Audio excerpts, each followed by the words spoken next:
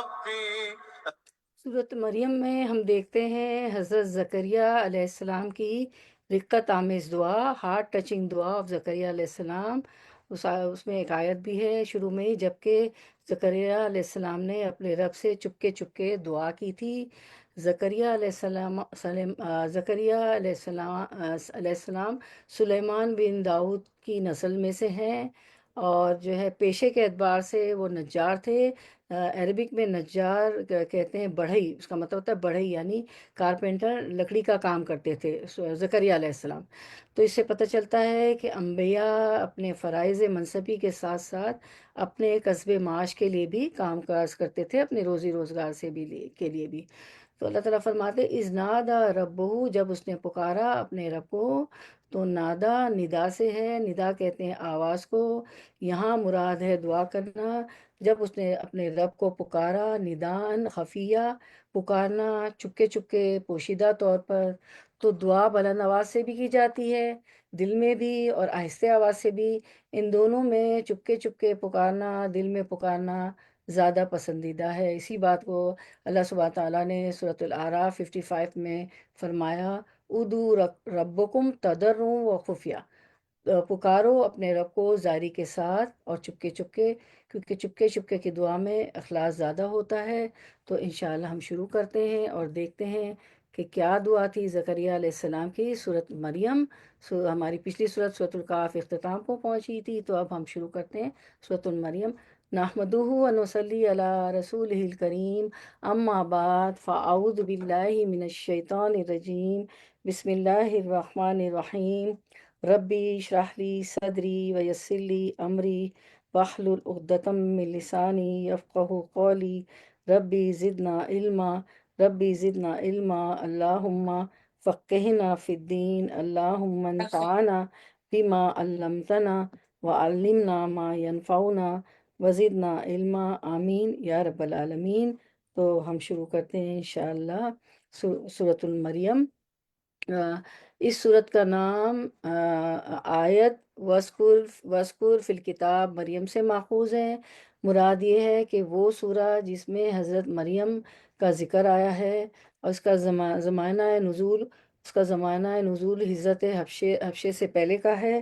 آپ سب جانتے ہیں کہ جب ظلم و ستم بہت بڑھ گئے تھے قریش مکہ کے، اور نماز پڑھنے بھی خانہ کعبہ میں نہیں دیتے تھے، بہت ظلم و ستم بڑھ گئے تھے، تو اللہ تعالیٰ کے حکم سے آپ صلی اللہ علیہ وسلم نے حبشہ ہجرت کا حکم دیا تھا۔ تو مدینہ منورہ سے پہلے کچھ صحابہ کرام اور صحابیات حبشہ ہجرت کر گئی تھی۔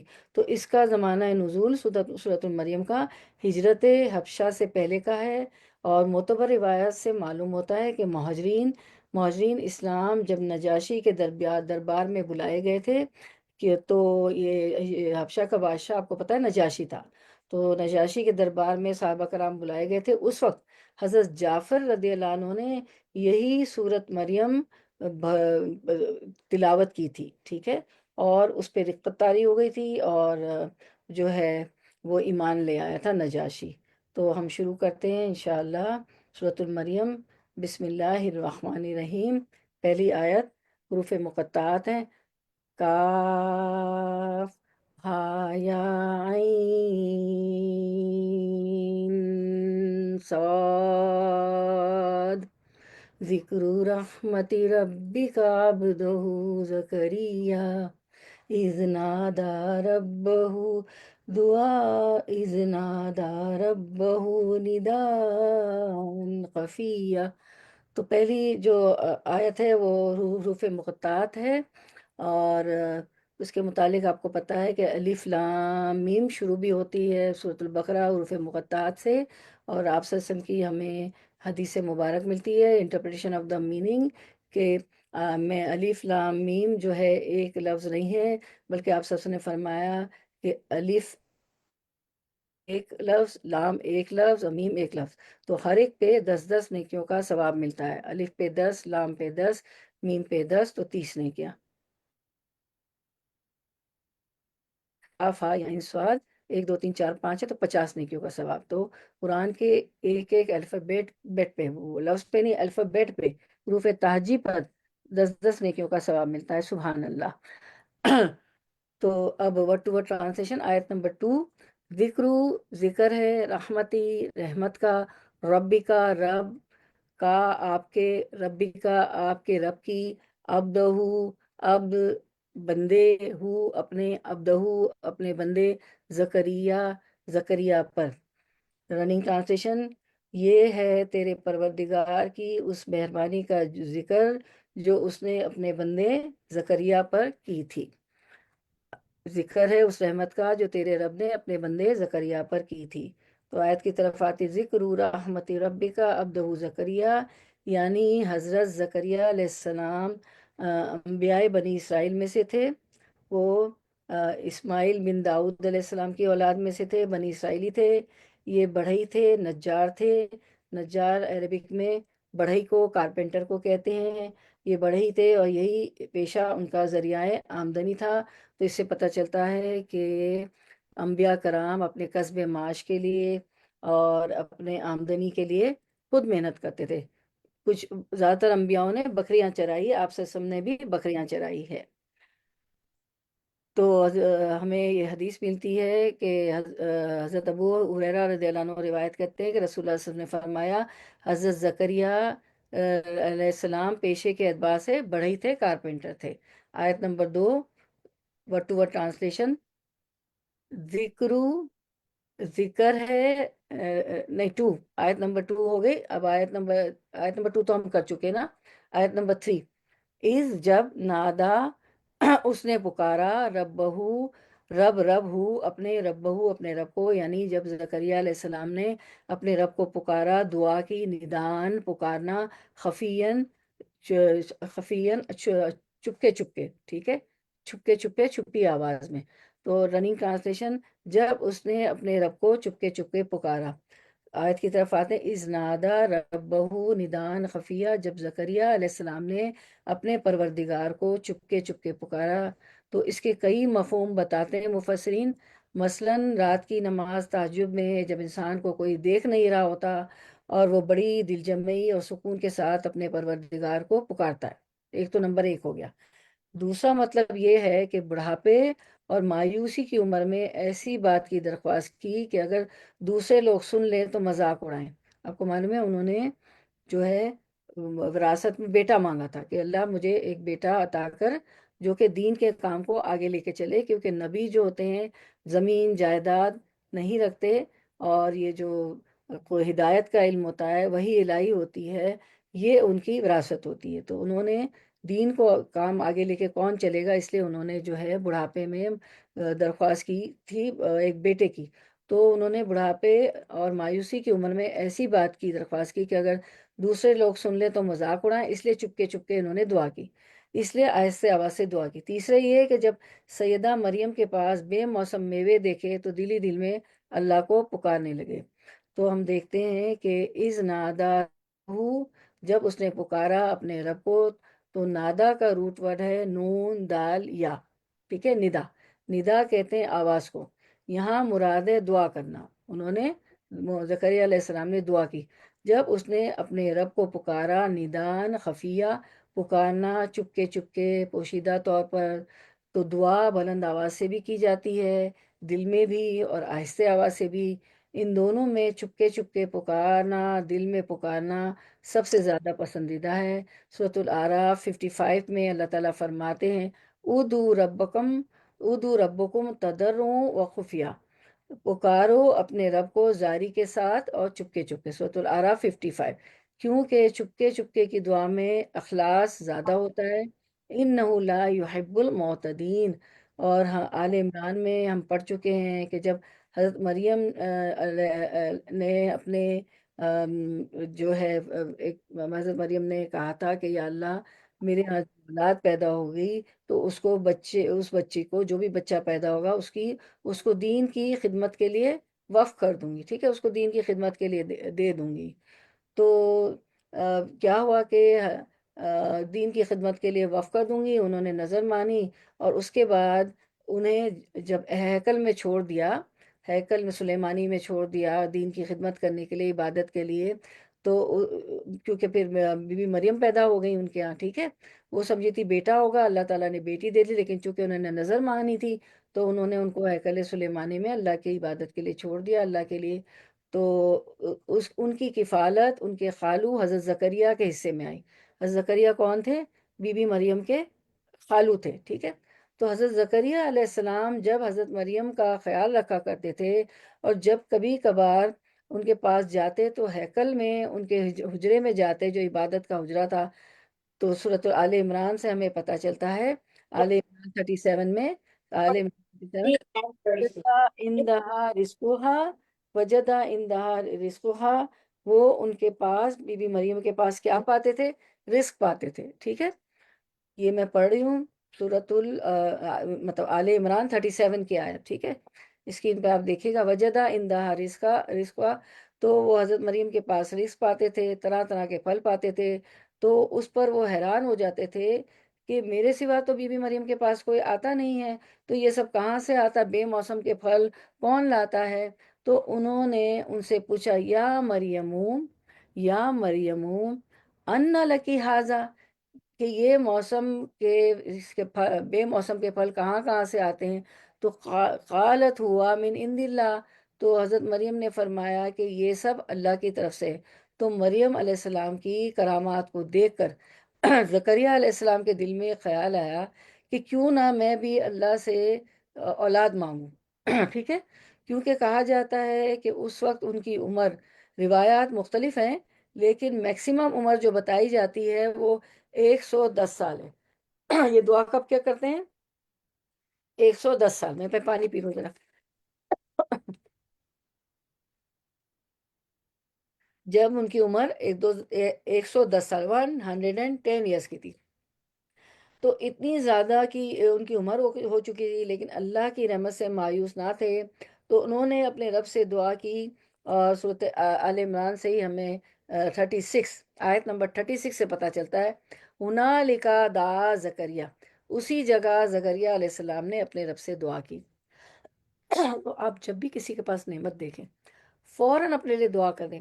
بعض لوگ جیلس ہو جاتے ہیں نا، جیلس نہیں ہونی چاہیے، اور اپنے ساتھی ہے، رشتہ دار ہے، جس کے پاس بھی آپ نعمت دیکھیں جو آپ کے پاس نہیں ہے، اس کے پاس ہے، تو اس کو بھی دعا دیں کہ یا اللہ میری اس بہن بھائی ہے، جو بھی ہے، سب دینی بہن بھائی تو سبھی ہوتے ہیں نا، آپ کی دوست ہو گئی، رشتہ دار ہو گئی، تو کہے کہ اللہ میرے اس رشتہ دار، اس بھائی بہن سے یہ نعمت نہ چھینے، اللہ ان سے نعمتوں کا زوال نہ کیجیے گا۔ اور ہنالک دعا زکریا، یہاں سے ہم سیکھتے ہیں کہ جب انہوں نے بھی حضرت مریم کے پاس بے موسم کے پھل اور کھانا پینا دیکھا، کیونکہ وہ تو کفالت کرتے تھے، ان کو پتا تھا کہ میں ہی اللہ آتا ہوں، چیزیں میں ہی آتا ہوں، تو یہ کہاں سے آتے ہیں؟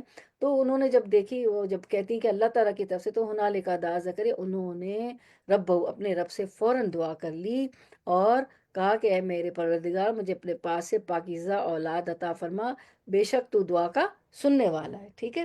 تو فوراً ہمیں دعا کر لینی چاہیے، تو وہاں یہ دعا مانگتے، ٹھیک ہے۔ تو اسی جگہ زکریا علیہ السلام اپنے رب کو پکارا انہوں نے، اور کہا کہ، اور اس پکار کا ذکر ہے، اسی پکار کا ذکر ہم ہماری آج کی آیت نمبر 3 میں پڑھ رہے ہیں، ازنادا ربہ نداء خفیہ، اور چپکے چپکے پکارا۔ بعض روایت میں آتا ہے کہ رات کے وقت انہوں نے دعا کی، کیونکہ رات کے وقت زیادہ خاموشی کا وقت ہوتا ہے، یکسوئی کا وقت ہوتا ہے، اور ویسے بھی رات کے پچھلے پہر میں دعائیں زیادہ مقبول ہوتی ہیں۔ ہمیں ایک حدیث مبارکہ سے بھی پتہ چلتا ہے، حدیث میں آتا ہے تہجد کے بارے میں، رسول اللہ صلی اللہ علیہ وسلم نے فرمایا کہ ہمارا پروردگار بلند برکت والا ہے، ہر رات کو اس وقت آسمان دنیا پر آتا ہے جب رات کا آخری تہائی حصہ رہ جاتا ہے، وہ کہتا ہے کوئی مجھ سے دعا کرنے والا ہے کہ میں اس کی دعا قبول کروں، کوئی مجھ سے مانگنے والا ہے کہ میں اسے دوں، کوئی مجھ سے بخشش طلب کرنے والا ہے کہ میں اس کو بخش دوں۔ بخشش بھی ہو جاتی ہے، دعائیں بھی قبول ہو جاتی ہیں، اور جو مانگو وہ مل بھی جاتا ہے۔ دیکھیں یہ ہمیں حدیث بتا رہی ہے۔ اس کے بعد رسول اللہ صلی اللہ علیہ وسلم نے دعا کے بارے میں فرمایا، جب تم میں سے کوئی دعا کرے تو اللہ سے قطعی طور پر مانگے، بالکل یقین کے ساتھ کہ اللہ ہی دے گا، اور یہ نہ کہے کہ اے اللہ اگر تو چاہے تو مجھے عطا فرما، کیونکہ اللہ پر کوئی زبردستی کرنے والا نہیں۔ یہ تو انسان ہوتے ہیں نا کمزور، بھائی اگر آپ دینا چاہتی ہیں تو دے دیں، اور کوئی مانگتا بھی ہے تو ہم دینا چاہتے تو نہیں دیتے، یا دیتے ہیں ہماری مرضی پہ ہوتا ہے۔ تو اللہ تعالیٰ تو کی تو عطا اور دین ہے، عطا اللہ تعالیٰ تو اگر نہ مانگو تو اللہ تعالیٰ خوش نہیں ہوتے۔ اللہ تعالیٰ کہتے ہیں کہ میرا بندہ جب سے مجھ سے مانگتا ہے تو مجھے حیا آتی کہ میں اسے نہ دوں۔ تو کیا ہے کہ قطعی طور پر مانگے کہ اللہ ہی دینے والا ہے، یہ نہ کہے کہ اگر تو چاہے تو مجھے عطا کر اور تو چاہے تو نہ دے، کیونکہ اللہ پر کوئی زبردستی کرنے والا نہیں ہے۔ اب آیت نمبر 4 کی طرف آتے ہیں، ورڈ ٹو ورڈ ٹرانسلیشن۔ اب آگے کیا فرماتے ہیں دعا مانگنے کے بعد؟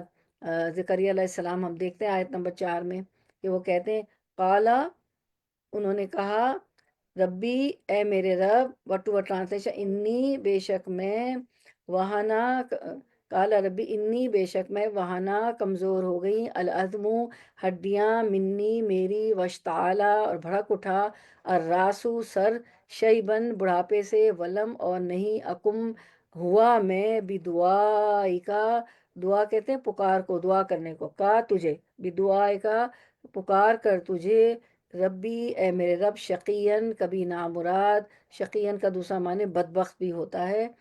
تو رننگ ٹرانسلیشن، اے میرے پروردگار میری ہڈیاں کمزور ہو گئی ہیں اور سر بڑھاپے کی وجہ سے بھڑک اٹھا ہے، لیکن میں کبھی بھی تجھ سے دعا کر کے محروم نہیں ہوا، میں جو ہے شقی نہیں ہوا۔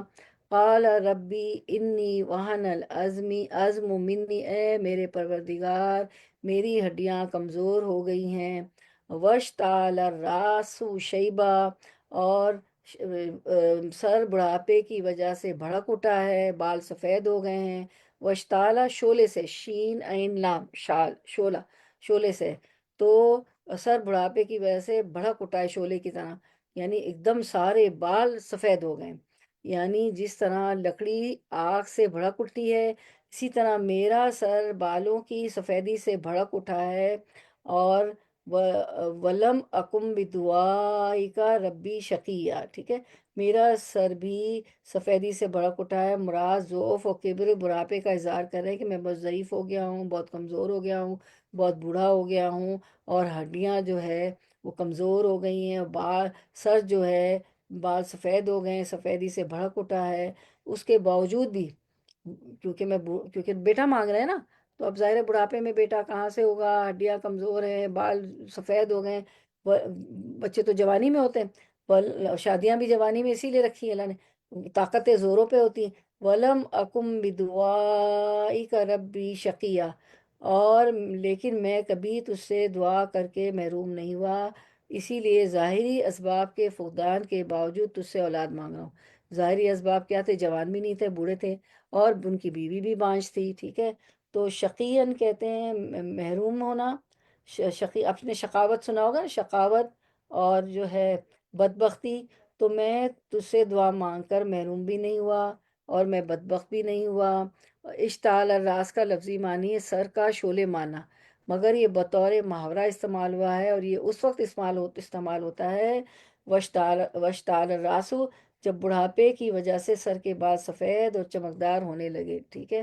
اور تو پھر تاہم اے میرے پروردگار میں تجھے پکار کر کبھی محروم نہیں ہوا، نہیں رہا۔ اس کا ایک مطلب تو ہے کہ جو ترجمے میں ہے کہ میں تجھے پکار کر محروم کبھی نہیں ہوا، یعنی جب بھی میں نے اے اللہ تجھ سے دعا کی وہ ہمیشہ قبول ہوتی رہی۔ اور دوسرا مطلب یہ ہے کہ اے پروردگار جب بھی تو نے مجھے کسی کام کے کرنے کے لیے پکارا تو میں ہمیشہ بجا لاتا رہا اور کبھی شقی ثابت نہیں ہوا۔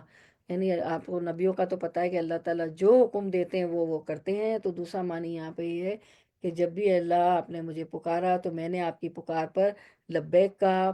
تو دعا کس کی سنی جاتی ہے؟ جو اللہ کی مان کے چلتا ہے، اللہ کا فرما بردار ہوتا ہے، جیسے جیسے حکم اللہ نے دیا ہے، اوامر اللہ نے حکم دیے وہ کرتا ہے، اور جن جن نواحی سے منع کیا ہے، جن باتوں سے اللہ نے روکا ہے اس سے رکتا ہے، تو اسی کی دعا سنی جاتی ہے۔ اسی بات کو ہم دیکھتے ہیں سورۃ البقرہ 186 میں، وَإِذَا سَأَلَكَ عِبَادِي أَنِّي فَإِنِّي قریب، اے نبی میرے بندے اگر تم سے میرے متعلق پوچھے تو انہیں بتا دو کہ میں ان سے قریب ہوں، اجیب دعوت الداعی اذا دعان، اور پکارنے والا جب مجھے پکارتا ہے میں اس کی پکار سنتا ہوں اور جواب دیتا ہوں۔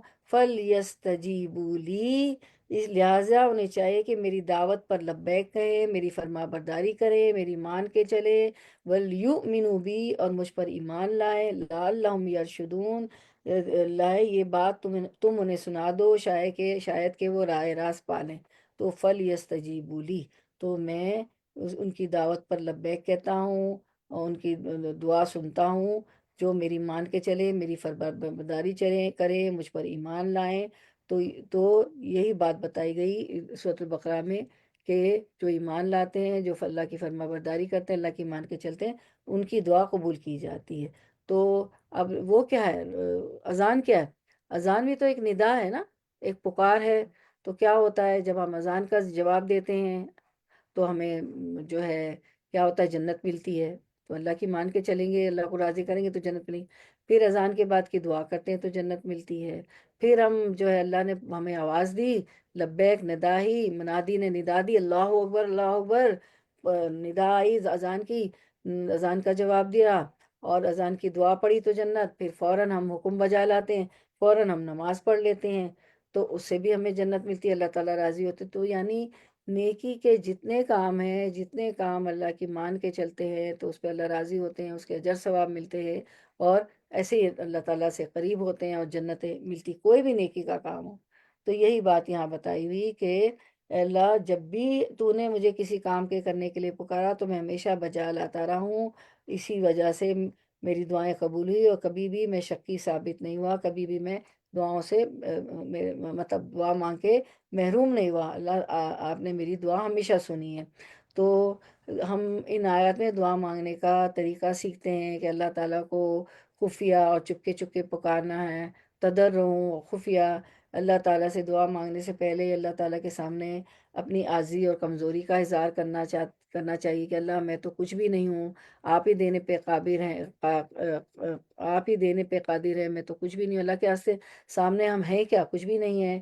پھر اللہ تعالیٰ سے پر امید ہو کر دعا مانگے کہ اللہ ہی دیں گے نا، اور کون دے گا، اللہ پہ پورا توکل اور بھروسہ ہونا چاہیے۔ دیر ہو جاتی ہے تو ہم پریشان ہو جاتے ہیں، تو یہ ہے کہ کبھی بھی گھبرانا نہیں چاہیے، دیر ہو جاتی ہے تو اللہ تعالیٰ تو خوش ہوتے ہیں کہ بندہ گڑ گڑاتا رہے، مانگتے رہے، ورنہ تو ہم مانگنا ہی چھوڑ دیں، اللہ سے گڑ گڑانا ہی چھوڑ دیں، اور اللہ پر توکل کرتے ہوئے اور اللہ پہ یقین کرتے ہوئے کہ اللہ پہ بھروسہ کرتے ہوئے وہی دے گا، اور خلوص کے ساتھ دعا مانگنی چاہیے۔ دعا تو مانگ رہے ہیں، دل کہیں دماغ کہیں دعا مانگے جا رہے ہیں، ٹھیک ہے، ایسے نہیں ہونا چاہیے، کیونکہ جب ہم جو ہے دل سے دعا نہیں مانگتے، خلوص کے ساتھ نہیں مانگتے، کوئی بھی عبادت دل اور خلوص سے نہیں کرتے، تو اللہ تعالیٰ بھی جو ہے اپنی توجہ ہٹا لیتے ہیں۔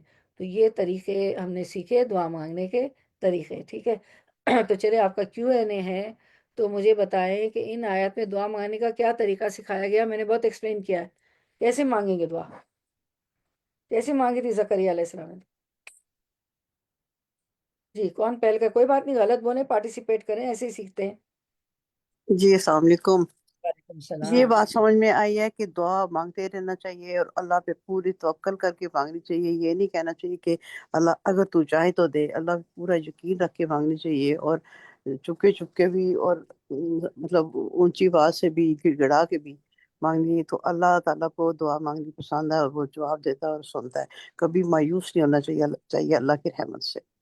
بالکل، جزاک اللہ خیر۔ اور اور دعا میں رہتی کہ دعا جی ایسے مانگنا چاہیے کہ گڑا چپکی چپکی گڑا گڑا کر مانگنی چاہیے، اور یہ کہ کبھی اللہ تعالیٰ کی ہم سے مانگنی نہیں ہونا چاہیے، اور یہ کہ دعا مانگنے کے طریقے کہ شروع میں پہلے الحمدللہ صرف فاتحہ پڑھتے ہیں، پھر درود شریف پڑھتے ہیں، پھر اس کے بعد جو دعا ہے وہ مانگ لیں تو دعا قبول ہو جاتی ہے، پھر آخر میں بھی صرف فاتحہ اور اور وہ درود شریف پڑھتے ہیں اور کوئی دعا پڑھ لیتے ہیں، اور دعا مانگنے کے طریقے کہ ہاتھ کو جیسے اس طرح اللہ تعالیٰ کے سامنے اٹھا کے آج جی کی دعا مانگتے ہیں، آج جی ان کے ساتھ ہونی چاہیے۔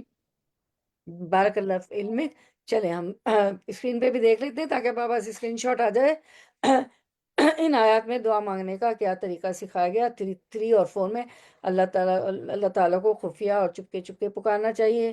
اللہ تعالیٰ سے دعا مانگنے سے پہلے اللہ تعالیٰ کے سامنے اپنی عاجزی کا اور کمزوری کا اظہار کرنا چاہیے. اللہ تعالیٰ سے پر امید ہو کر دعا مانگنی چاہیے. اللہ تعالیٰ پر توکل کرتے ہوئے یقین اور خلوص کے ساتھ دعا مانگنی چاہیے. بارک اللہ فی علمک. آپ لوگ ماشاءاللہ بڑے اچھے صحیح جواب دیتی ہیں، بڑے غور سے سنتی ہیں. بڑا اجر ہے، ورنہ اللہ تعالیٰ بھی اپنی توجہ ہٹا لیں گے. اس وقت ہمارا ذکر ملائے الاعلیٰ میں ہو رہا ہے، فرشتوں کی محفل میں اللہ تعالیٰ ہمارا ذکر کر رہے ہیں. الحمدللہ. Word to word translation. آیت نمبر 5. اور انی بے شک میں خفتو میں ڈرتا ہوں الموالیہ وارثوں سے من ورائی پیچھے اپنے وکانتی اور کانتی ہے وکانتی اور ہے امراتی میری بیوی آخرن بانج پس عطا کر لی مجھے من لدن کا اپنے پاس سے ولین وارث. رواں ترجمہ.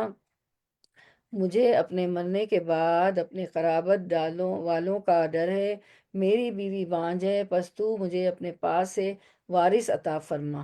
وَإِنِّي خِفْتُ الْمَوَالِيَ مِن وَرَائِي.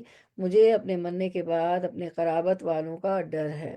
تو اس ڈر سے مراد یہ ہے کہ اگر میرا کوئی وارث میری مسند و وعظ و ارشاد نہیں سنبھالے گا، میری جگہ نہیں سنبھالے گا، وعظ اور ارشاد نہیں کرے گا، اللہ کی بات نہیں پھیلائے گا، اللہ کا پیغام نہیں دے گا، تو میرے قرابت داروں میں تو کوئی اس مسند کا اہل ہی نہیں ہے.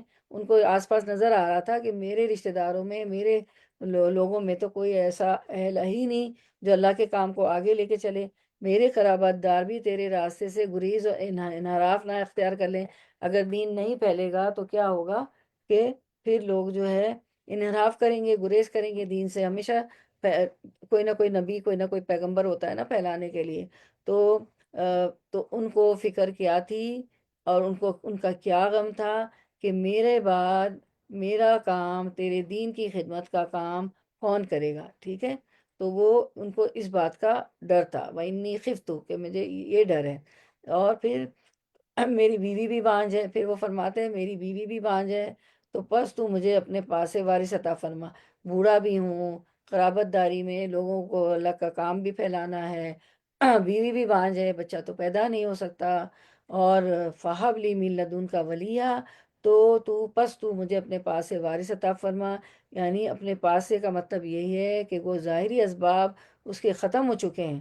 یعنی بیوی بانجھ ہے، میں بوڑھا ہوں، بچہ نہیں ہو سکتا، ظاہری اسباب تو یہ نظر آ رہے ہیں کہ ختم ہو چکے ہیں، ہو ہی نہیں سکتا. لیکن تو اپنے فضل خاص سے مجھے اولاد سے نواز.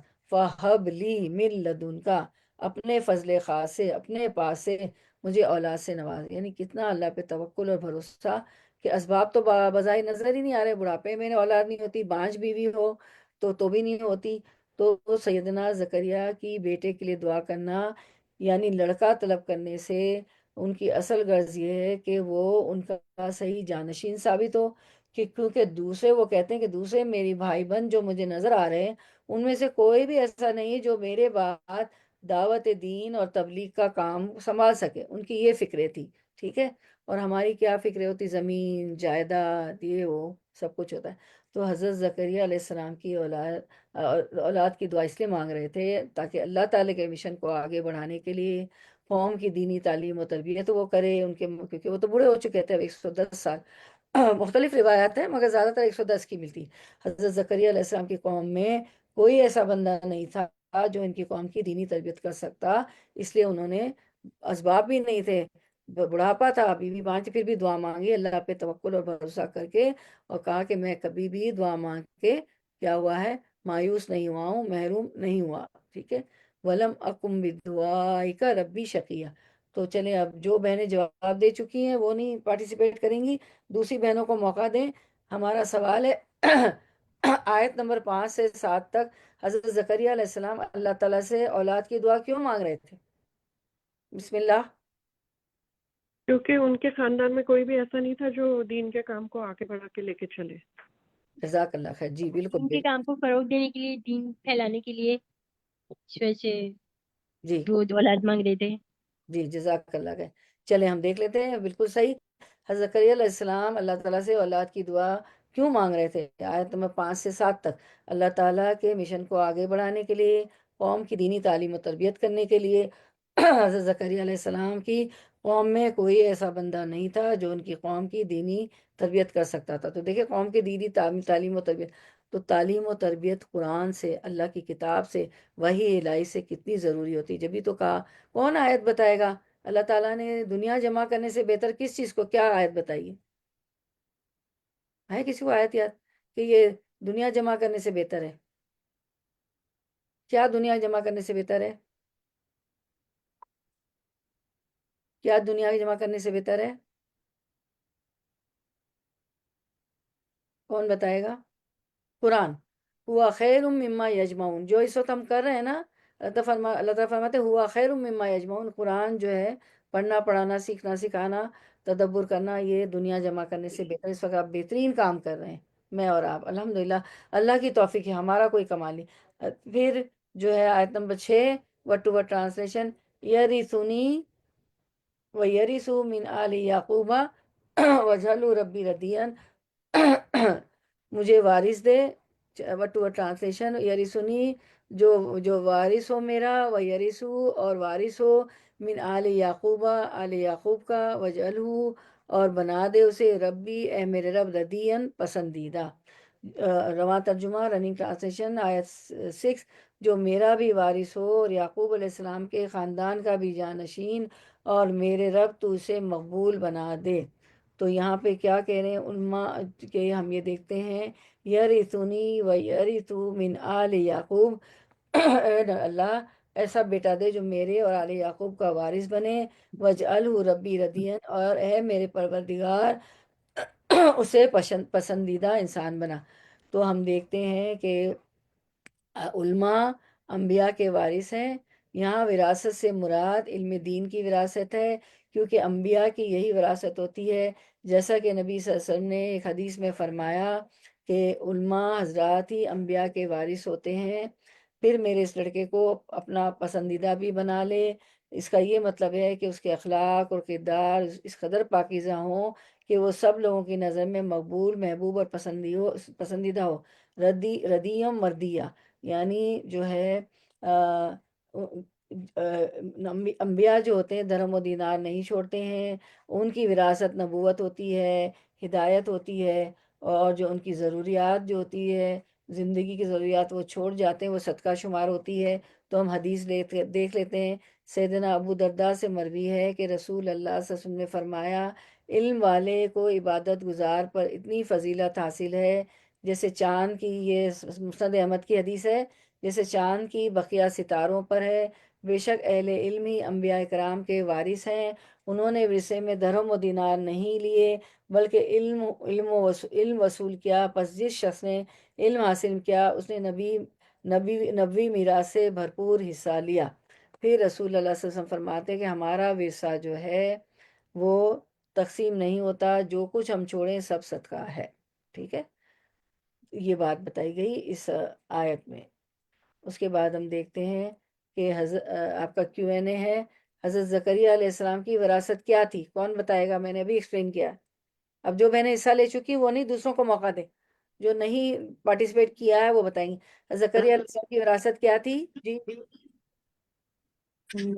السلام علیکم۔ اچھا، علم حاصل کرنا اور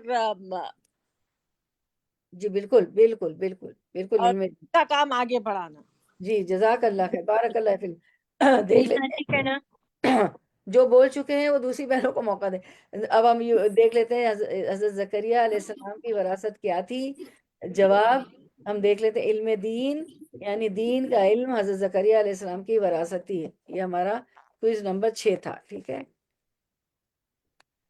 ٹھیک ہے، یہ حدیث میں پڑھ چکی تھی۔ ٹھیک ہے، یہ آ گیا آپ کا Q&A بھی۔ اب آیت نمبر 7 ورڈ ٹو ورڈ ٹرانسلیشن، یا زکریا اے زکریا، انا بے شک ہم، نبشرو کا نو ہم، بشرو خوشخبری دیتے ہیں، کا تجھے، نبشرو کا ہم خوشخبری دیتے ہیں تجھے، بھی غلام ایک لڑکے کی۔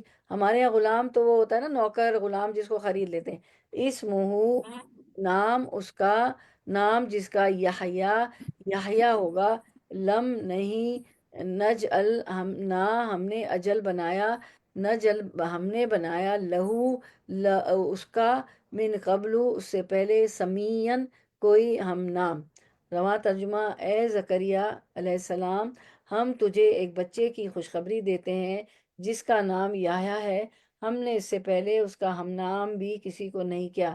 اللہ تعالیٰ نے آیت: یا زکریا انا نبشرک بغلام اسمہ یحییٰ، اے زکریا علیہ السلام، ہم تجھے ایک بچے کی خوشخبری دیتے ہیں جس کا نام یحییٰ ہے، لم نجعل لہ من قبل سمیہ، ہم نے اس سے پہلے اس کا ہم نام بھی کسی کو نہیں کیا، یعنی یحییٰ علیہ السلام سے پہلے دنیا میں کسی کا نام یحییٰ نہیں تھا، کسی کا نام نہیں تھا، اور صرف یہ اللہ تعالیٰ نے نام رکھا یحییٰ علیہ السلام۔ یحییٰ علیہ السلام بھی دے دیا، بیٹا بھی عطا فرما دیا، ان کی دعا قبول ہوئی، قبول کی اللہ تعالیٰ نے، اور جو ہے ان کا نام بھی تجویز فرما دیا۔ اللہ تعالیٰ نے نہ صرف دعا قبول فرمائی بلکہ بیٹے کا نام بھی تجویز فرما دیا۔ تو یحییٰ علیہ السلام کا اپنا تجویز کردہ نام اللہ تعالیٰ نے نام دیا۔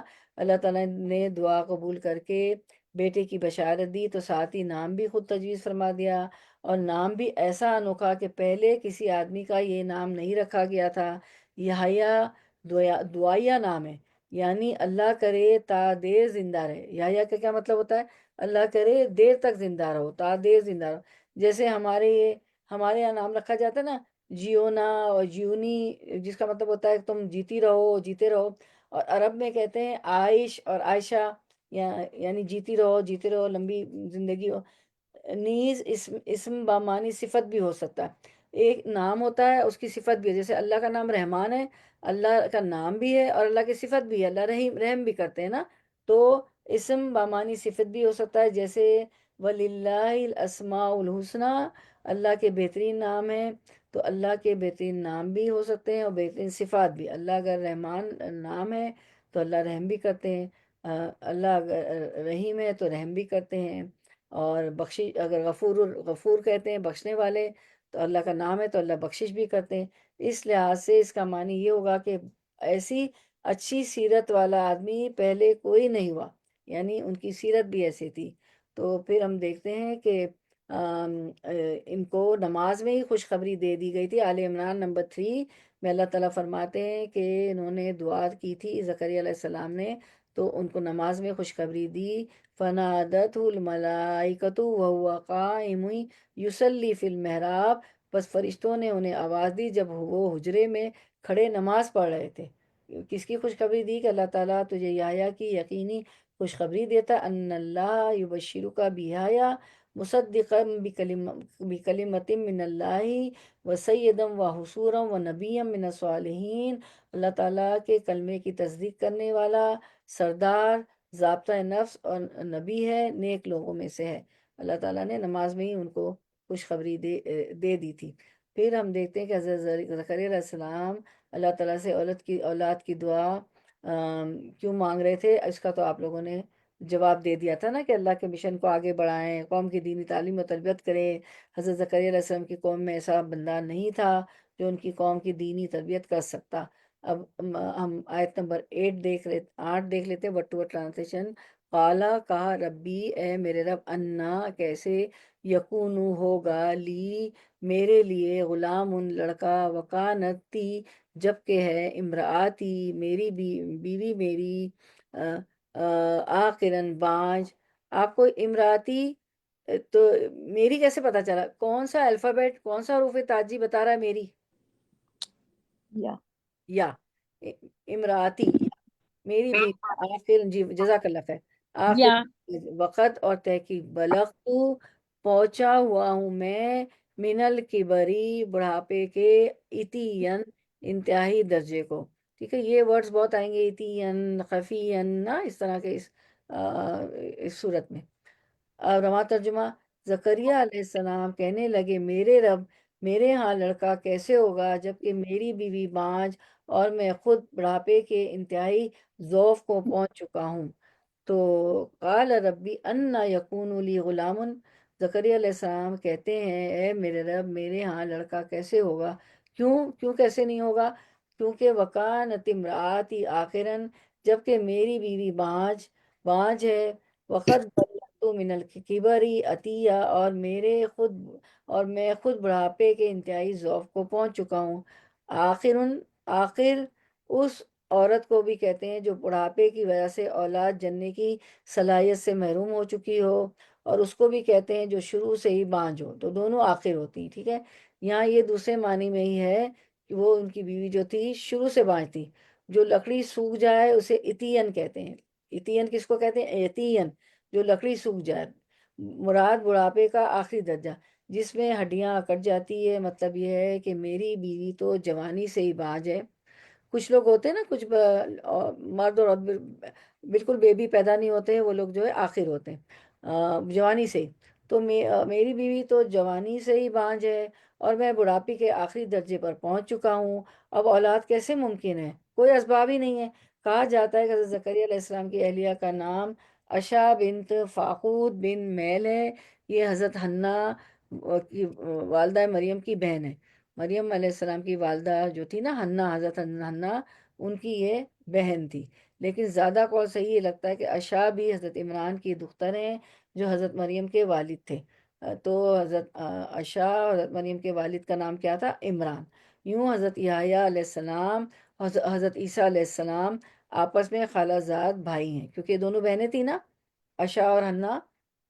ان کے والد جو ہے عمران تھے، تو ان کے شوہر بھی کیا ہوئے آپس میں، مطلب یہ دونوں خالہ زاد بھائی ہیں۔ حضرت یحییٰ علیہ السلام اور عیسیٰ علیہ السلام آپس میں خالہ زاد بھائی ہیں۔ حدیث میں بھی ہمیں ملتا ہے، اس کی تائید ہے۔ اور اس کو وہ جو تفسیر ہے فتح القدر، انہوں نے تحریر کیا اس کو۔ تو سیدنا زکریا کے تعجب کی وجہ، یعنی جب دعا کی تھی اس وقت تو تعجب نہ ہوا، اور جب قبول ہو گئی اور بشارت ملی تو تعجب کرنے لگے۔ اور یہ تعجب اس لیے نہ تھا کہ آپ کو اللہ کی قدرت میں شک تھا، ورنہ ایسی دعا ہی نہ کرتے بڑھاپے میں اور بانجتی بھی، بلکہ یہ تعجب اس فطری داعیہ کی بنا پر تھا کہ انسان کی عادت ہے کہ جب وہ کوئی غیر معمولی خوشخبری سنے تو مزید اطمینان اور مزید خوشی کے حصول کے لیے اس بات کو کریت کر بار بار پوچھتا ہے۔ ہم بھی کوئی ایسا کام ہو جاتا ہے، گھر آ جاتے ہیں، باہر کوئی اچھی بات ہو جاتی ہے، کوئی پروگرام اچھا ہو جاتا ہے، یا کوئی ایسی چیز کا جواب ہمارے بچے ہم دے دیتے ہیں، تو کوئی غیر معمولی بات ہو جاتی ہے تو اور کوئی خوشخبری ملتی ہے تو بار بار اس کو دہراتے ہیں نا۔ تو جب کوئی غیر معمولی بات خوشخبری سنے تو مزید اطمینان اور مزید خوشی کے حصول کے لیے اس بات کو کریت کر بار بار پوچھتے ہیں۔ تو ان کو یہ تعجب ہو رہا تھا، تو دعا قبول ہونے کے بعد جب بشارت ملی تو وہ تعجب سے ایسی بات کر رہے تھے۔ آیت نمبر 9 ورڈ ٹو ورڈ ٹرانسلیشن۔ قالا، کہا انہوں نے، کذالکا، اسی طرح، قالا فرمایا ہے، ربکا، رب کا تیرے نے، ربکا تیرے رب نے، ہوا وہ، علیہ اللہ پر، یا مجھ پر، علیہ مجھ پر، ہینن بہت آسان ہے، وقد و اور قد تحقیق، خلق کا خلق پیدا کیا، تجھے، کا میں نے، خلق کا پیدا کیا میں نے تجھے، من قبلو اس سے پہلے، ولم و اور لم نہ تکو تو تکو تھا، ٹھیک ہے۔ تکو پورا معنی تھا، کو جو ہے تو، ٹھیک ہے، تھا تکو تھا تو، کاف کا جو ہوتا ہے نا وہ آپ کے لیے آتا ہے، تو کے لیے آتا ہے، شیئن کچھ بھی، ٹھیک ہے۔ تو رواں ترجمہ، تو ارشاد ہوا کہ وعدہ اسی طرح ہو چکا، تیرے رب نے فرما دیا کہ مجھ پر تو یہ بالکل ہینن آسان ہے، اور تو خود جبکہ کچھ نہ تھا میں نے تجھے پیدا کیا تھا۔ تو اللہ کے لیے تو قد قالا کذالکی، جب انہوں نے کہا تعجب سے کہ کیسے ہو گیا، بیوی بانج تھی میں بوڑھا تھا، تو اللہ تعالیٰ نے کہا قالا کذالکی قالا ربکا ہوا علیہ ہینن، ارشاد ہوا کہ وعدہ اسی طرح ہو چکا، تیرے رب نے فرما دیا کہ مجھ پر تو یہ بالکل آسان ہے۔ اللہ کے لیے کیا مشکل ہے؟ اللہ تو ہر چیز، ناممکن چیز کو ممکن بنا دیتے ہیں۔ اللہ تعالیٰ تو بس کلمہ کن کہیں اور وہ چیز ہو جائے۔ اللہ تعالیٰ کو تو کن کہنے کی بھی ضرورت نہیں ہے۔ وقد خلقتک من قبل، اور تو خود جبکہ کچھ نہ تھا، ولم تکو شیئن، تو خود جبکہ کچھ نہ تھا، میں تجھے پیدا کر چکا، یعنی کہ جب ایسی بات کی زکریا علیہ السلام نے تو اللہ تعالیٰ نے فرمایا کہ ہمارے لیے تو بہت آسان ہے، اور تم بھی تو اے زکریا کچھ نہ تھے تو ہم نے تمہیں پیدا کیا، تو بیٹا پیدا کرنا بھی ہمارے لیے کیا مشکل ہے۔ فرشتوں نے حضرت زکریا کا تعجب دور کرنے کے لیے کہا کہ اللہ تعالیٰ نے تجھے بیٹا دینے کا فیصلہ کر لیا ہے، جس کے مطابق یقیناً تجھے بیٹا ملے گا، اور یہ اللہ کے لیے قطعاً مشکل کام نہیں، کیونکہ جب وہ تجھے نیز سے حس کر سکتا ہے، جب تو کچھ بھی نہیں تھا، ولم تکو شیئن، تو تجھے بنایا تو تجھے ظاہری اسباب سے ہٹ کر بیٹا بھی دے سکتا ہے۔ تو ظاہری اسباب تو نہیں ہے، بڑھاپا ہے، بیوی بانجھ ہے، تو ظاہری اسباب سے ہٹ کر بھی بیٹا دے سکتا ہے، اللہ تعالیٰ نے دیا ہی آیا۔ یہاں جو ہے خلق کا سے مراد سیدنا زکریا بھی ہو سکتے ہیں، وقت خلق کا سیدنا زکریا بھی ہو سکتے ہیں، اور سیدنا آدم علیہ السلام بھی ہو سکتے ہیں۔ دونوں صورتوں میں اس واقعے سے زیادہ اور اللہ تعالیٰ کی حیران کن قدرت کاملہ کا اختیار ہوتا ہے۔ نیز یہاں تو پھر وسائل یعنی سیدنا زکریا اور ان کی بیوی موجود ہیں، ان کے زائل شدہ قوتوں کو سرنو زندہ یا بحال کر دینا اللہ کے لیے کچھ مشکل نہیں ہے، ٹھیک ہے، کیونکہ ان کی تو قوتیں زائل ہو چکی تھی نا، وہ بوڑھے ہو چکے تھے، اور وہ جو تھی جو فرٹائل نہیں تھی، ٹھیک ہے، انفرٹائل تھی، بانجھ تھی، تو اللہ تعالیٰ کے لیے کچھ مشکل نہیں کہ ان کی قوتیں زائل ہو چکی تھی، ختم ہو چکی تھی، تو اس کو محال کر دیا اللہ تعالیٰ نے، جو کہ اللہ کے لیے مشکل نہیں ہے۔ اچھا، اب Q&A ہے، جو بہنیں بول چکی ہیں وہ دوسروں کو موقع دیں۔ حضرت زکریا علیہ السلام کے بیٹے کا نام کس نے رکھا اور کیا رکھا؟ جی، کون ریسیٹ کرے گا؟ جی بولیں۔ اللہ تعالیٰ نے رکھا اللہ یا تعالیٰ نے رکھا، اللہ نے رکھا جی اللہ نے یحییٰ علیہ رکھا السلام۔ جی، اور کیا رکھا؟ یحییٰ علیہ السلام، حضرت یحییٰ یحییٰ علیہ السلام، یا ماشاء اللہ، یحییٰ، ماشاء حضرت اللہ، یحییٰ علیہ السلام۔ وہی کی بارک اللہ فیک، بارک اللہ فیک۔ Number 10، word to word translation. قالا، کہا، ربی، کالا کہا، ربی اے میرے رب، اجعل بنا، لی میرے لیے، لی لام کے نیچے جو کسرہ ہے نا، لی وہ لیے، اور یا جو ہے میرے لی میرے لیے، آیتن کوئی نشانی، قالا کہا، آیاتو کا آیات نشانی، کا تیری، آیاتو کا نشانی تیری، اللہ یہ کہ نہ تکلما تو کلم کلام کرے گا، تکلما تو کلام کرے گا، الناسا لوگوں سے، ثلاثہ تین، لیالین راتیں، سوین تندرستی کے باوجود۔ Running translation. کہنے لگے میرے پروردگار میرے لیے کوئی علامت مقرر فرما دے، ارشاد ہوا کہ تیرے لیے علامت یہ کہ باوجود بھلا چنگا ہونے کے، سوین ہونے کے، 3 راتوں تک کسی شخص سے بول نہ سکے گا، یعنی آپ بالکل صحیح رہیں گے۔ زکریا علیہ السلام سے فرمایا، کیونکہ انہوں نے فرمایا کہ مجھے کس طرح پتہ چلے گا کہ میں مطلب مجھے اولاد ہوگی، تو تو انہوں نے اللہ تعالیٰ نے فرمایا کہ آپ جو ہے بالکل بھلے چنگے ہوں گے، کوئی بیماری نہیں ہوگی۔ کیا ہوتا ہے، بولنا کب بند کر دیتا ہے انسان؟ کوئی ذہنی بیماری ہو جاتی ہے، یا کوئی زبان میں بیماری ہو جاتی ہے، یا بعض دفعہ زبان بھی صحیح ہوتی ہے، بول بھی سکتا ہے، کوئی ذہنی صدمہ لگتا ہے تو انسان خاموش ہو جاتا ہے، یا فالج ہو جاتا ہے، لقوا ہو جاتا ہے تو بول نہیں سکتا ہے نا۔ تو لیکن اللہ تعالیٰ نے فرمایا کہ باوجود آپ چنگے ہونے کے، صحیح ہونے کے باوجود 3 رات کسی سے بول نہ سکیں گے۔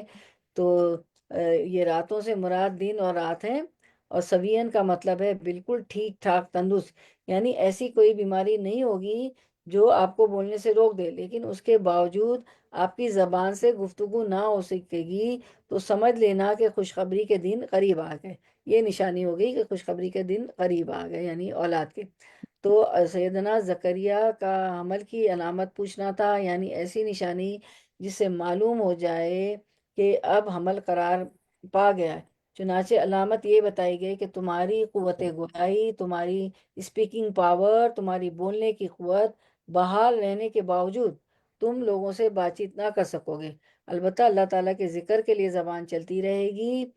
چنانچہ جب وہ وقت آ گیا تو آپ ہر وقت ذکر الہی میں مشغول رہتے تھے، اور دوسروں کو اشارہ سے تاکید کر دی کہ ہر وقت اللہ کی یاد میں مشغول رہیں، خود بھی ذکر کرتے رہے، تسبیح کرتے رہے، اور دوسروں کو بھی اشارہ کرتے رہے کہ اللہ کی ہر وقت تسبیح کرتے رہو، اللہ کا شکر ادا کرتے رہو، اور اس کے ساتھ کسی کو شریک نہیں کرو۔ اور یہ جو انہوں نے کہا نا کالا ربج علی آیا کہ اے اللہ مجھے کوئی نشانی مقرر کر دے کہ حمل کی کہ حمل کی علامت پوچھنے کے لیے، تو یہ نہیں تھا کہ یقین نہیں تھا، بلکہ دل کی تسلی کے لیے کہا تھا۔ تو ایسی دل کی تسلی کون بتائے کون سے پیغمبر نے مانگی تھی؟ ایک اور پیغمبر بھی تھے، انہوں نے بھی کہا تھا کہ اللہ مجھے دل کی تسلی کے لیے کوئی نشانی۔ کون سے پیغمبر تھے؟ حضرت ابراہیم۔ جی بارک اللہ فی علمک، ماشاء اللہ ماشاء اللہ، جید جید۔ جی تو سورۃ البقرہ میں 260 میں ہم دیکھتے ہیں وَإِذْ حضرت ابراہیم قَالَ علیہ السلام۔ إِبْرَاهِيمُ رَبِّ أَرِنِي كَيْفَ تُحْيِي الْمَوْتَىٰ۔ اور جب ابراہیم علیہ السلام نے کہا اے میرے پروردگار مجھے دکھا تو مردوں کو کس طرح زندہ کرتا ہے۔ قال بلا قال اولم تؤمن، تو اللہ تعالیٰ نے فرمایا کیا تمہیں ایمان نہیں ہے؟ تو کالا بلا، کیوں نہیں، جی ہاں بالکل ایمان ہے ابراہیم علیہ السلام، ولیکن لیطمئن قلبی، تو ابراہیم علیہ السلام نے جواب دیا ایمان تو ہے لیکن میرے دل کی تسکین ہو جائے گی، ٹھیک ہے۔ تو یہی بات جو ہے زکریا علیہ السلام فرماتے ہیں کہ میں دل کی تسلی کے لیے قال ربی اجعل لی آیتن، کہ حمل کی علامت کیا ہوگی، تو وہ یہ ہوگی کہ 3 دن، یعنی کہ آپ صحیح سلامت ہوتے ہوئے بھی اللہ کی سے مطلب بات نہیں کر سکو گے، تو زبان سے تسبیح اور اس کا شکر کرتے رہنا ہے۔ اور صورت یہاں ہماری آیت تھی نا کہ اللہ تکلم الناس ثلاث لیالین، کہ 3 رات تک بات نہ کرنا۔ تو صورت آل عمران میں آتا ہے ایام کے بارے میں آتا ہے کہ 3 دن تک کالا ربی علی آیا، سورۃ آل عمران 41۔ تو کہنے لگے زکریا علیہ السلام پروردگار میرے لیے اس کی کوئی نشانی مقرر کر دے۔ کالا آیاتک اللہ تکلم الناس ثلاثۃ ایام الا رمزا، تو فرمایا نشانی یہ ہے کہ 3 دن تک لوگوں سے بات نہ کر سکو گے، صرف اشارے سے۔ دن، یہاں دن کی بات آئی، تو رات کی بھی جب بات آتی ہے تو پورے دن رات مراد ہوتا ہے، ٹھیک ہے۔ تو اب کون جواب دے گا؟ جو میں نے حصہ لے چکی وہ نہیں۔ زکریا علیہ السلام نے اللہ تعالیٰ سے نشانی کیوں مانگی اور اللہ تعالیٰ نے ان کے لیے کیا نشانی مقرر کی؟ جی 3 دن نہیں بات کر سکیں گے جی جی گفتے ایک گوائے آتا ہونے ہے کے باوجود۔ انہوں نے تسلی کے لیے اللہ تعالیٰ سے نشانی مانگی تھی۔ جی ہاں انہوں نے کہتے ہیں 3 دن بات نہیں کر سکیں گے اور اللہ تعالیٰ سے نشانی مانگی تھی۔ ہاں جیت جدن، ماشاء اللہ ماشاء اللہ ماشاء اللہ، بہت غور سے سنتے ہیں، سب کی نالج بہت ہے ماشاء اللہ آپ لوگوں کی نا، جب بھی تو اچھا لگ رہا ہے۔ اللہ تعالیٰ بس قبول فرما لے، ہماری نالج سے کیا ہوتا ہے، ذی علم تو اللہ کی ذات ہے نا۔ ہر فوق ذی علم فوق ذی علم علیم، ہر ذی علم کے اوپر علیم ایک اللہ تعالیٰ کی ذات ہے۔ تو حضرت زکریا علیہ السلام نے اللہ تعالیٰ سے نشانی کیوں مانگی اور اللہ تعالیٰ نے ان کے لیے کیا نشانی مقرر کی؟ حضرت زکریا علیہ السلام نے اللہ تعالیٰ سے اپنی دعا کی قبولیت کی پختہ یقین کے لیے نشانی مانگی، اور اللہ تعالیٰ نے حضرت زکریا علیہ السلام کے لیے یہ نشانی مقرر کی کہ آپ 3 رات تک اچھے بھلے ہونے کے باوجود بھی لوگوں سے کلام نہیں کر سکیں گے۔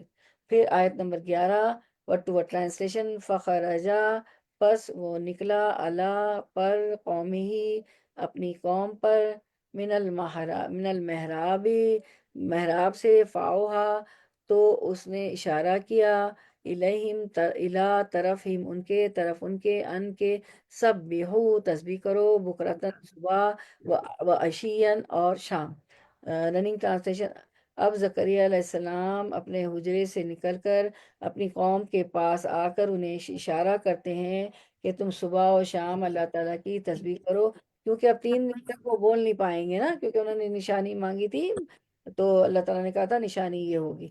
فخرج علی قومہ من المحراب، تو وہ سے مراد حجرا ہے، وہ اپنے محراب سے نکل آئے، اس حجرے سے جہاں وہ عبادت کرتے تھے۔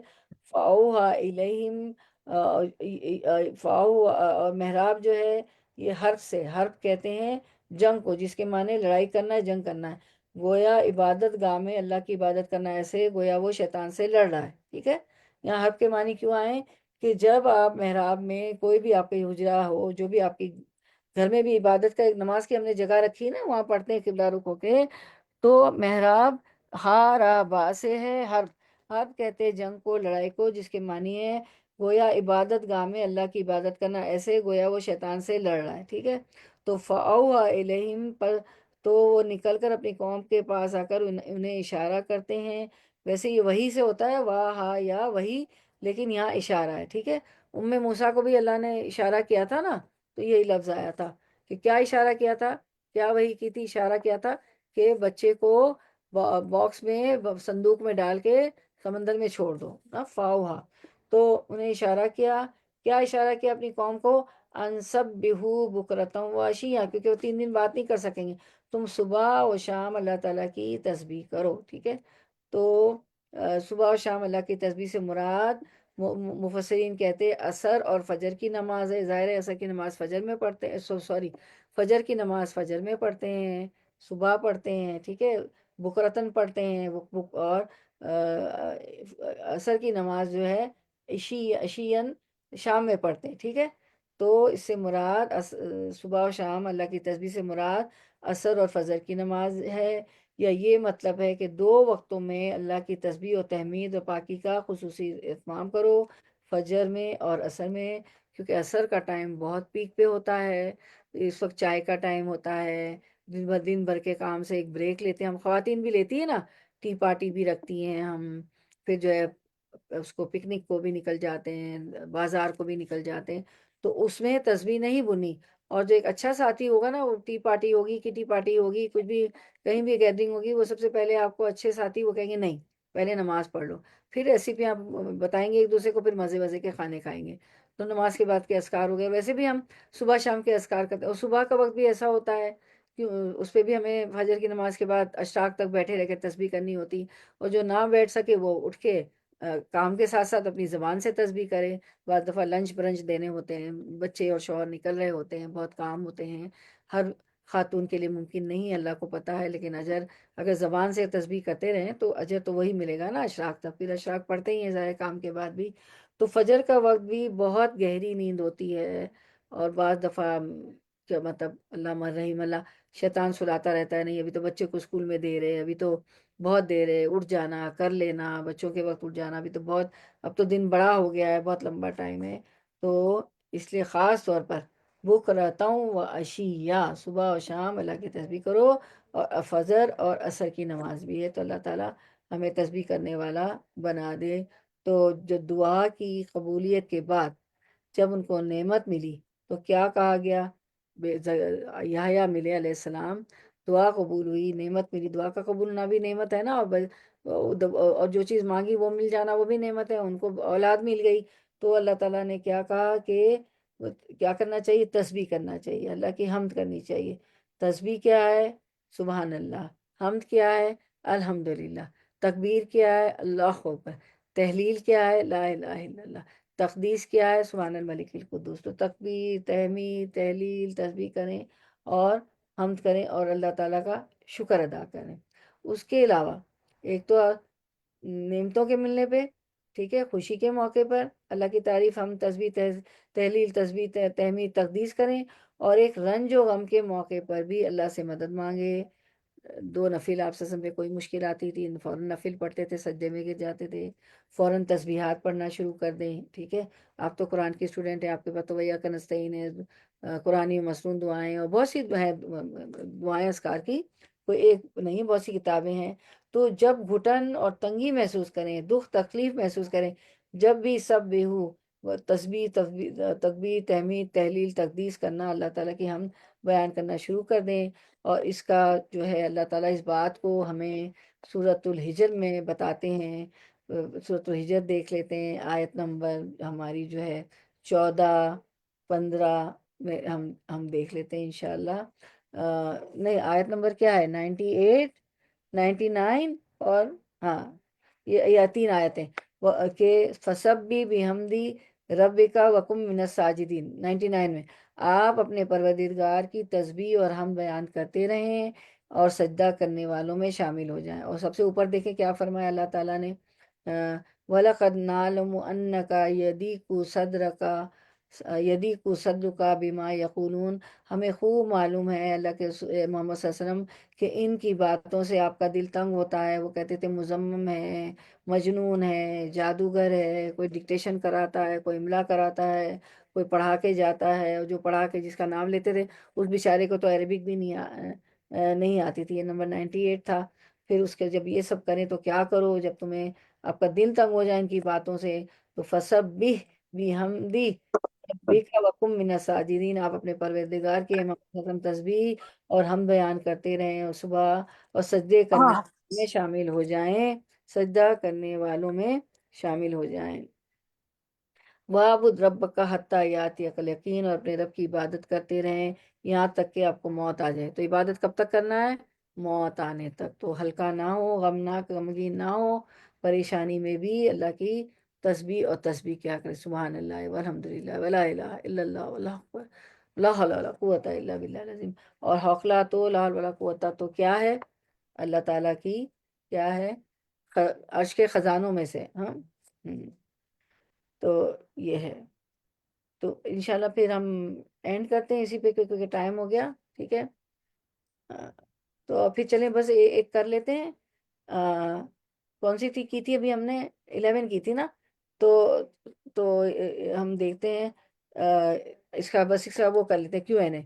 تو اس آیت کی روح سے دعا کی قبولیت اور کسی نعمت کے ملنے پر ہمارا کیا رویہ ہونا چاہیے؟ کون جواب دے گا؟ جو آیت ہم نے پڑھی دعا کی قبولیت پر، اور جو کوئی نعمت ملے تو ہمیں کیا کرنا چاہیے؟ حمد و ثنا کرنا چاہیے اللہ تعالیٰ کا۔ جزاک اللہ خیر، جید۔ تو اس آیت کی روح سے دعا کی قبولیت پر یا کسی نعمت کے ملنے پر ہمارا کیا رویہ، کیوں ہے دیکھ لیتے ہیں۔ صبح شام اللہ کی تسبیح کرنی چاہیے، ٹھیک ہے، دیکھ لیں کیوں ہے۔ چلیں ٹھیک ہے، تو چلیں ہم اسی پہ اینڈ کرتے ہیں۔ ہمارا ٹارگیٹ تو زیادہ تھا لیکن چلیں ٹائم بھی اپ ہو گیا، ہم اس پہ اینڈ کر لیتے ہیں انشاءاللہ۔ اللہم وفقنی وما تحب وترضى، سبحان ربک رب العزت عما یصفون وسلام علی المرسلین والحمد للہ رب العالمین۔ ربنا تقبل منا انک انت السمیع العلیم وتب علینا انک انت التواب الرحیم، وآخر دعوانا ان الحمد للہ رب العالمین۔ سبحانک اللہم وبحمدک، نشہد ان لا الہ الا انت، نستغفرک ونتوب الیک۔ السلام علیکم ورحمۃ اللہ وبرکاتہ۔ آپ لوگوں کو کوئی بات رکھنی ہو تو رکھیں انشاءاللہ۔ اب باقاعدہ ہم نے شروع کر دیا ہے، پلیز آپ لوگ، میں بھی چھٹی نہیں کروں گی، آپ بھی نہیں کریں گے۔ وہ جو ہم نے مشکلات کے حل پہ جو شروع کی سیریز وہ بھی جاری رہے گی، صحیح بخاری بھی جاری رہے گی، پھر ایک اور ٹاپک بھی انشاءاللہ میں کرنے والی ہوں بہت جلد انشاءاللہ، ٹھیک ہے۔ تو کسی دن کیا ہو جائے وہ جو ہے نا، پتہ نہیں ہوتا کس دن کیا کر لینا، تو ایک بھی چھٹی میں بھی نہیں کروں گی، آپ بھی نہیں کریں گے انشاءاللہ۔